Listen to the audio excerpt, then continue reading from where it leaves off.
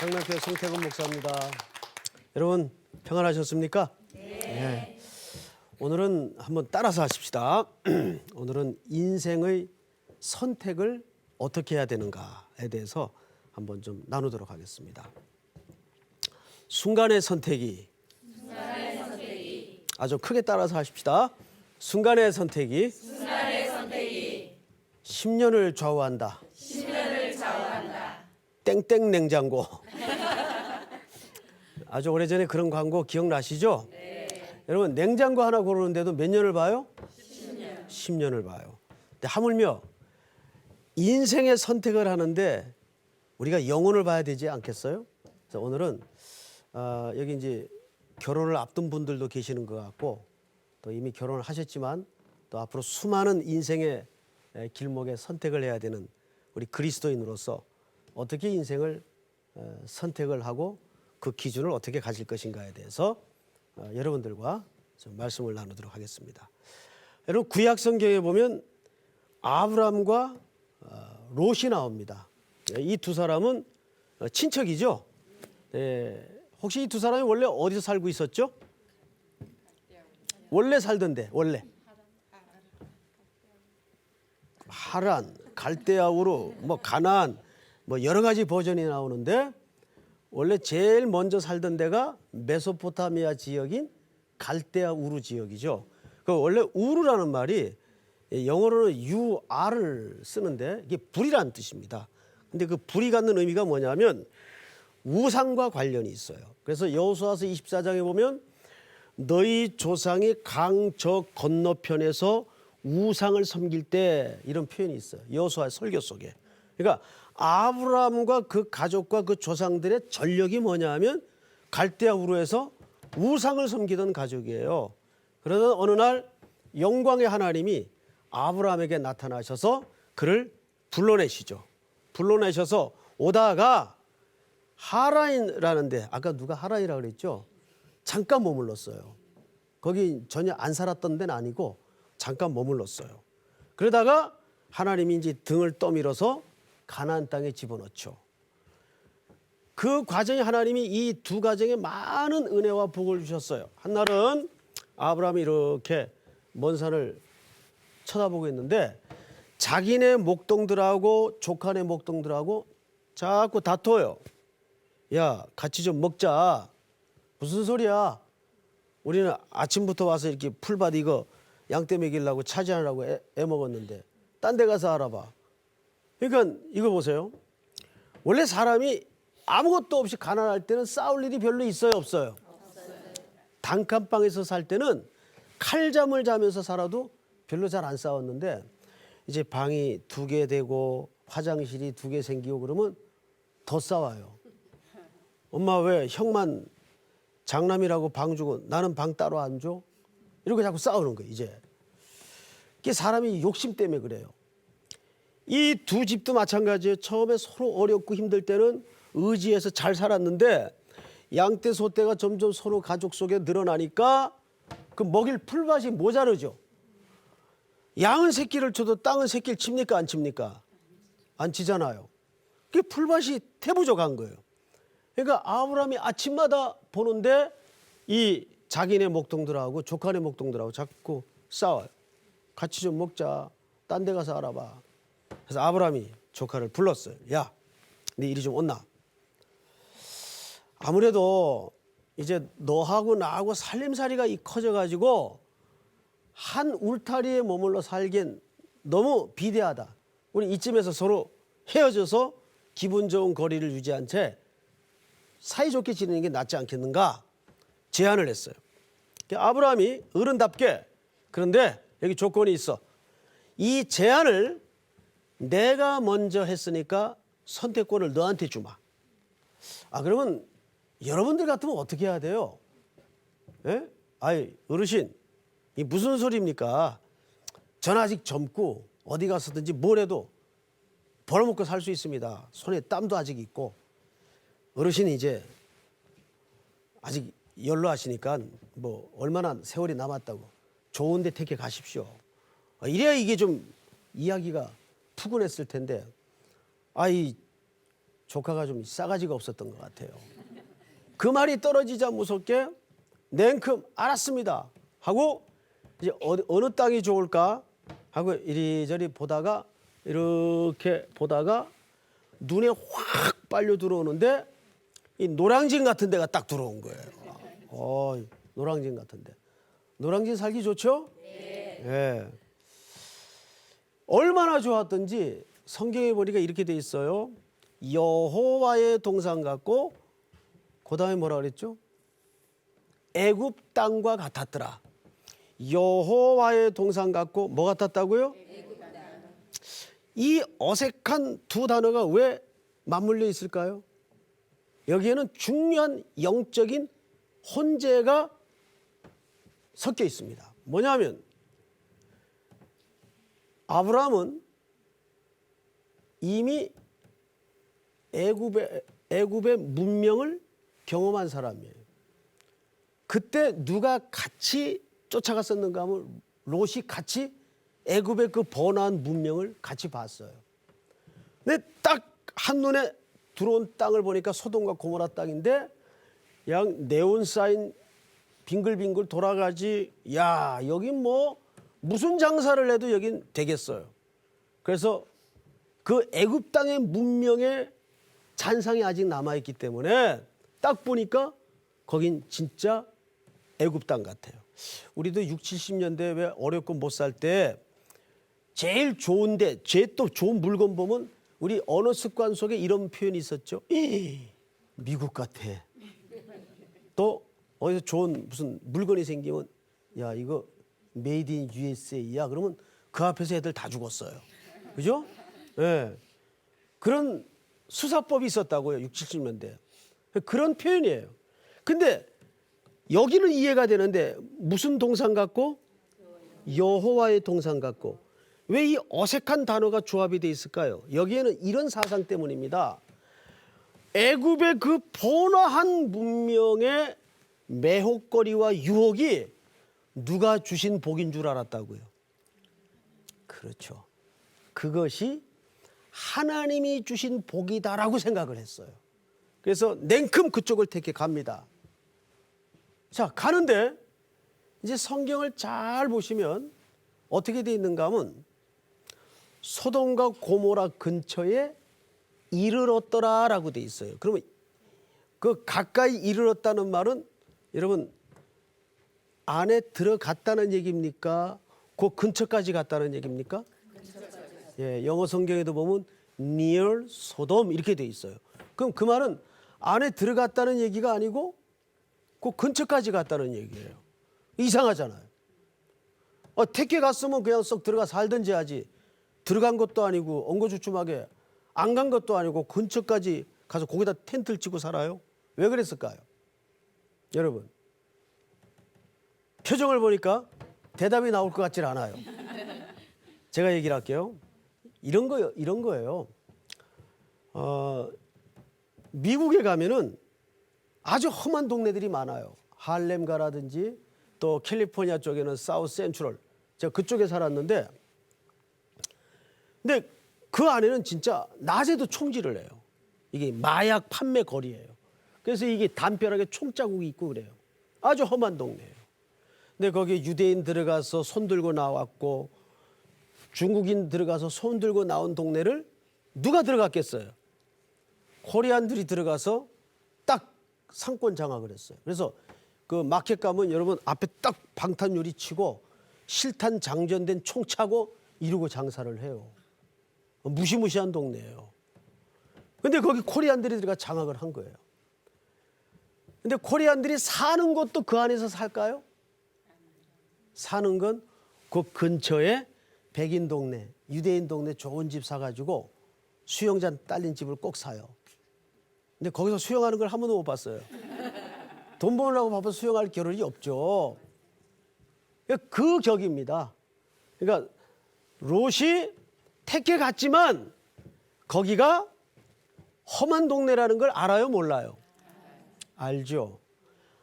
알면서도 간 거예요. 뭘 기준으로?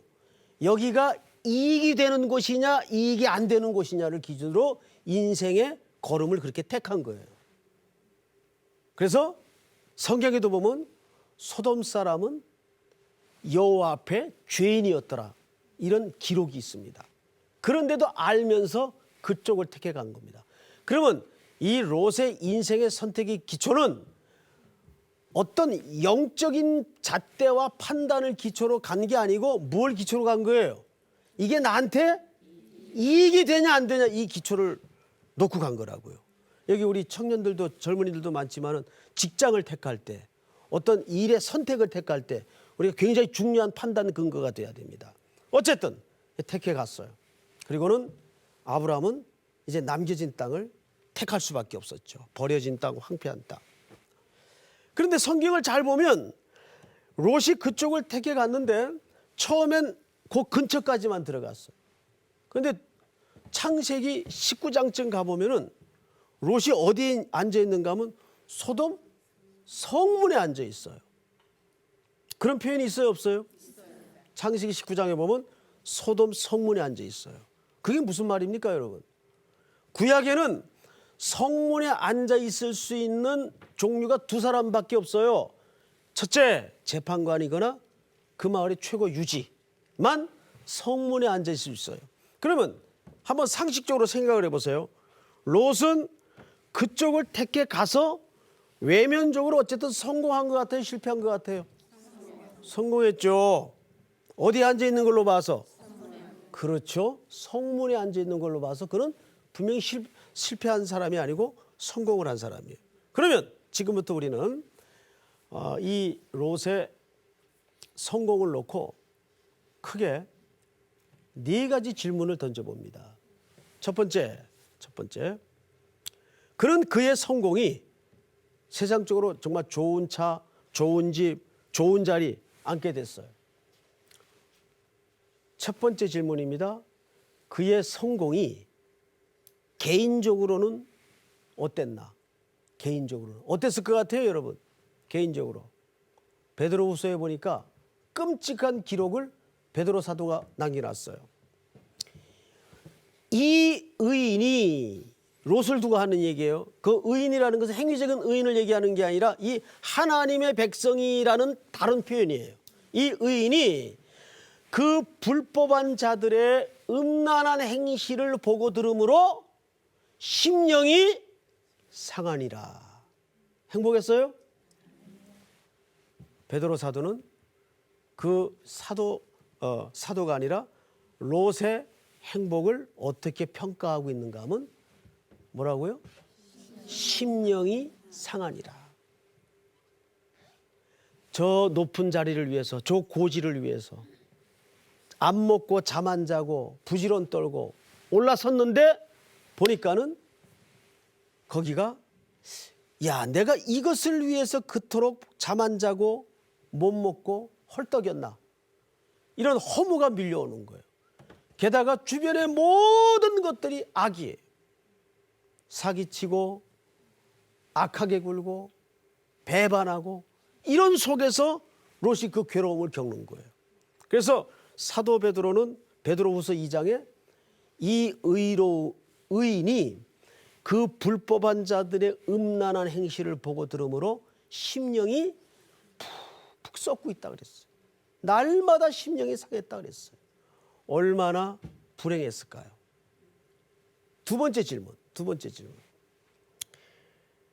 자기 한 사람의 희생을 통해서, 좋아, 가장이니까 그런 희생을 감내할 수 있다 쳐. 그래서 가족이라도 행복하면 그것도 의미 있는 거 아니겠어요? 그런데 창세기 19장에 그 가족의 상황을 어떻게 소개하고 있죠? 곧 이 도성은 하나님이 불로 심판할 것이다를 가족들에게, 자녀들에게 얘기하니까 자녀들이 뭐라 그래요?